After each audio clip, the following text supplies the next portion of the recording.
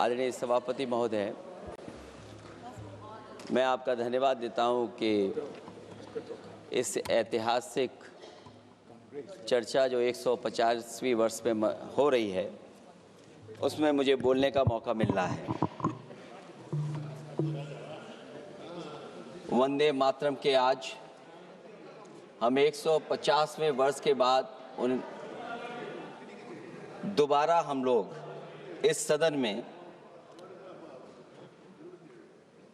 याद कर रहे हैं और हमें गर्व है इस बात का कि हम लोग इस समय पर बंकिम चंद्र चट्टोपाध्याय जी को भी याद करें, जिन्होंने इतना शानदार और ऐसा राष्ट्र को गीत देके गए हैं जिस गीत ने लाखों लाख लोगों को जागरूक किया, उनके बीच उत्साह भरा और आज़ादी के उस समय पर जिस समय अंग्रेज़ों के खिलाफ लड़ाई लड़ी जा रही थी, वंदे मातरम हमें ऊर्जा देता था, हमें ताकत देता था, हमें एकजुट कर करके अंग्रेज़ों के खिलाफ लड़ने का एक माध्यम बनाता था। वो वंदे मातरम के गाने पर आज जब 150 वर्ष हो रहे हैं, मुझे बोलने का मौका मिला, इसके लिए मैं आपका बहुत बहुत आभार और धन्यवाद देता हूँ। ये वंदे मातरम जिस तरह के हमारे पूर्व में कांग्रेस पार्टी के नेता गौरव गोगोई ने जो बात रखी, उस भावना से जोड़ता हुआ और वंदे मातरम की भावना से जुड़ता हुआ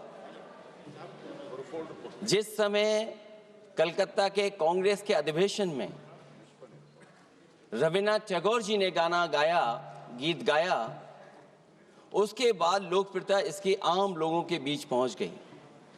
और जब कभी भी लोगों को अंग्रेजों के खिलाफ लड़ना होता था तो यही वंदे मातरम का नारा दे करके लोगों को जोड़ने का काम करते थे।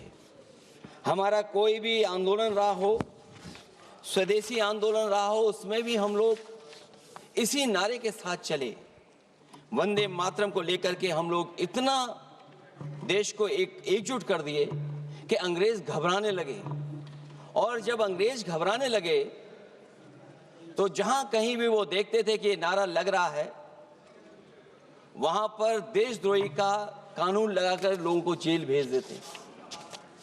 ये भी इतिहास है कि जिस समय बंगाल में बच्चों ने गाना गाया, इस गीत को अपने क्लासरूम में गाया, उस समय भी अंग्रेजों ने उनके खिलाफ मुकदमा लगा के उन्हें जेल भेजने का काम किया। ये वंदे मातरम अंग्रेजों ने बैन भी कर दिया।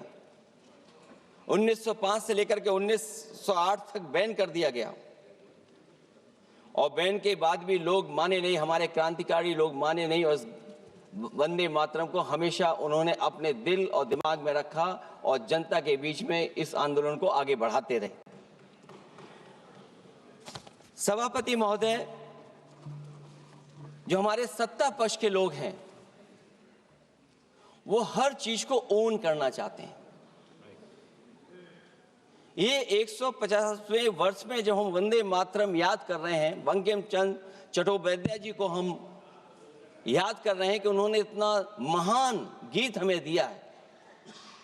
सत्ता पक्ष के लोग समय समय पर हमें देखने को मिलता है कि जो महापुरुष उनके नहीं हैं या जो चीज उनकी अच्छी नहीं है, उनको वो ओन करना चाहते हैं। 150वें वर्ष वंदे मातरम, मैं अभी वो बात कहूंगा और मैं बात कहूंगा और हमारे मंत्री जी उसका जवाब देना। सभापति महोदय, क्योंकि ये बात ओन करने की आ रही है, अपनाने की बात आ रही है, तो मैं सभापति महोदय, मैं अपने सत्ता पक्ष के लोगों को याद दिलाना चाहता हूं। सत्ता पक्ष के लोगों की जो पार्टी आज है, भारतीय जनता पार्टी, जिस समय गठन हो रहा था, हमारे मुंबई और महाराष्ट्र के लोग जानते होंगे कि जिस समय गठन की चर्चा थी, उस समय आपके जो अध्यक्ष चुने गए थे, उनको जो भाषण देना है उस पर भी बहस चल रही थी। और बहस इस बात की थी कि भारतीय जनता पार्टी सेकुलर रास्ते पे जाएगी, सोशलिस्ट रास्ते पे जाएगी कि नहीं जाएगी।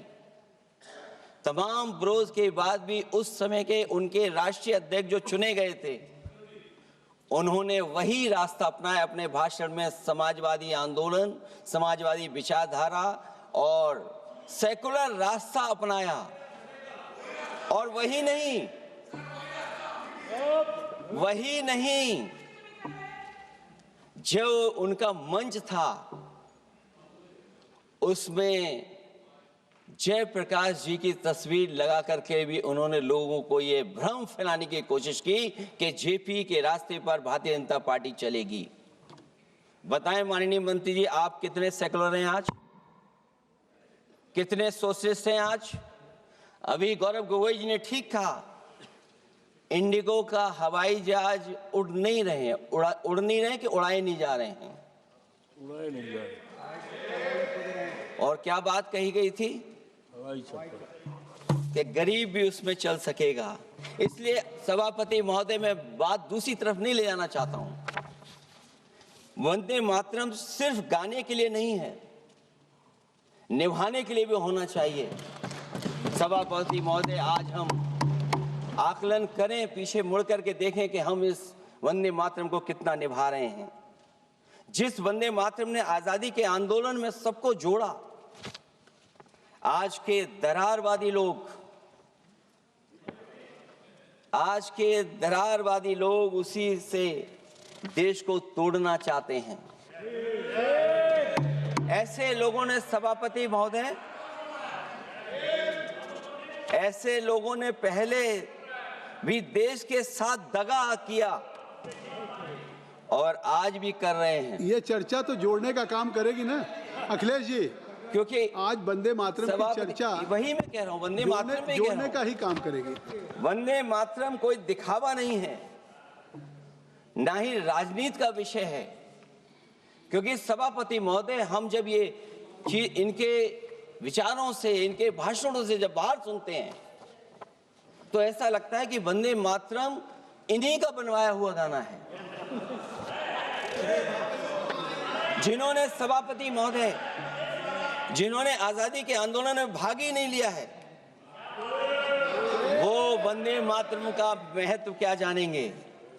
सच तो ये है कि सरफरोश लोग वंदे मातरम दिल से बोलते थे। उन आजादी के दीवानों के खिलाफ कुछ लोग अंग्रेजों के लिए जासूसी और मुखबिरी का भी काम करते थे। दरअसल ये राष्ट्रवादी नहीं बल्कि राष्ट्र विवादी लोग हैं। जहां विवाद करना हो, कभी अंग्रेज विवाद कर करके, डिवाइड कर करके, डिवीजन कर करके राज किया करते थे। सभापति महोदय, आज भी वही रास्ता कुछ लोग अपना रहे हैं। वो डिवीजन का रास्ता अपना रहे हैं, डिवाइड का रास्ता अपना रहे हैं, दरारवादी रास्ता अपना रहे हैं। इनका इतिहास खंगाला जाए कि इन्होंने आजादी के पहले और आजादी के बाद वंदे मातरम क्यों नहीं गाया। ये सभापति महोदय, आज जब हम वंदे मातरम पे इतनी चर्चा कर रहे हैं, जिस भाव से हम लोग यहाँ बैठे हैं, कम से कम ये भी खंगाला जाए इतिहास में कि वंदे मातरम कुछ लोगों ने कब गाया। उन मुखबरों से ये सवाल पूछा जाए कि स्वतंत्रता के बाद भी उन्होंने अपना गीत क्यों बनाया। उनकी एक रंगी सोच ने